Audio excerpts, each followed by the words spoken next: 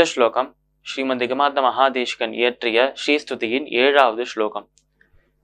இந்த ஸ்லோகத்தில் தேசிகன் தாயாரை பார்த்து நம்ம அம்பாளாக இருக்கும் லக்ஷ்மியை பார்த்து சொல்றாராம், இந்த முழு உலகம், இந்த முழு பிரபஞ்சம், இது எல்லாத்தையுமே படைத்தது நீதானம்மா. ஆனா இதெல்லாம் படைக்கணும், இது என்னோட கடமை என்று படைக்கவில்லையாம்.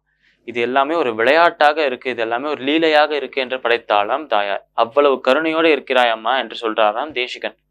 அதாவது இந்த பிரபஞ்சத்தை படைப்பது, இந்த பிரபஞ்சத்தையும் அதில் இருக்கும் உயிரினங்களையும் படைப்பது அந்த தாயாருக்கு, அந்த லட்சுமிக்கு ஒரு கடமையாகவே இல்லையாம். ஏனென்றால் தனக்கு இதுதான் கடமை என்று சொல்வதற்கு யாருமே கிடையாதாம் இந்த பிரபஞ்சத்துல, பிரம்மாண்டத்துல. அப்படி தாயாருக்கு யாருமே அந்த ஒரு கடமை இது என்று சொல்லாதனால போர் அடிக்கிறதாம், கொஞ்சம் விளையாடணும் என்று தோன்றதாம். அந்த மாதிரி விளையாடணும் என்று தோன்றும் போதுதான் இந்த ஒரு பிரபஞ்சத்தை உருவாக்கினா என்று சொல்றார் நம்மளோட தேசிகன்.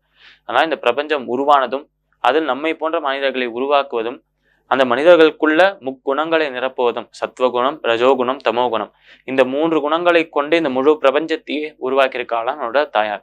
இது அனைத்தையுமே உருவாக்கினாலும் இது அனைத்திற்குமே ஒரு விஷயத்தை தராலாம் நம்மளோட லக்ஷ்மி. அது என்ன என்றால் அழியக்கூடிய தன்மையும் சேர்த்தே தராலாம். என்றால் இதெல்லாம் நிரந்தரமாக இருக்க முடியாது, ஏன்னா இதெல்லாமே மாயையாக இருக்கு. இது அனைத்துமே மாயையாகவும் பரம்பிரமத்தின் சுரூபமாக இருக்கும் மகாலட்சுமி அவள் ஒருவள் மட்டுமே சத்தியமாகவும் இருந்து அழியாத தத்துவமாக மகாலட்சுமி இருக்க அழியக்கூடிய பிரபஞ்சத்தை உருவாக்கினாள். இப்படி அழியக்கூடிய பிரபஞ்சத்தில் இருக்கும் அழியக்கூடிய தேகத்துல நாம் என்ற அகங்காரத்தோடு இருக்கும். இது உருவாக்குவதற்கான காரணம் என்ன என்றால், அந்த நான், இந்த உடலும் நான், இந்த உடல் நான் தான் என்று சொல்லும் அந்த அகங்காரம் எப்போ போறதோ அப்பொழுது உள்ள இருக்கும் அந்த ஜீவாத்மா முக்தி பெற்று மகாலட்சுமியை சென்றடையும், தாயாரியை சென்றடையும் என்று அழகாக சொல்றார் இந்த இடத்தில் தேசிகன்.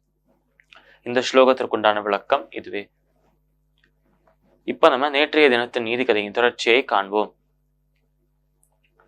நம்மளோட ராமகிருஷ்ண பரமஹம்சர் இந்த ஒரு பக்தியை பார்த்து சொல்றாலாம், ஒரு மாதம் கழித்து வா, நீ 1 மாதம் கழித்து வந்தா என்றால் உன்னோட பிரச்சனைக்கான தீர்வு உனக்கு கிடைக்கும், நான் அதை ரெடியாக வச்சிருப்பேன் என்று சொல்றார் ராமகிருஷ்ணர்.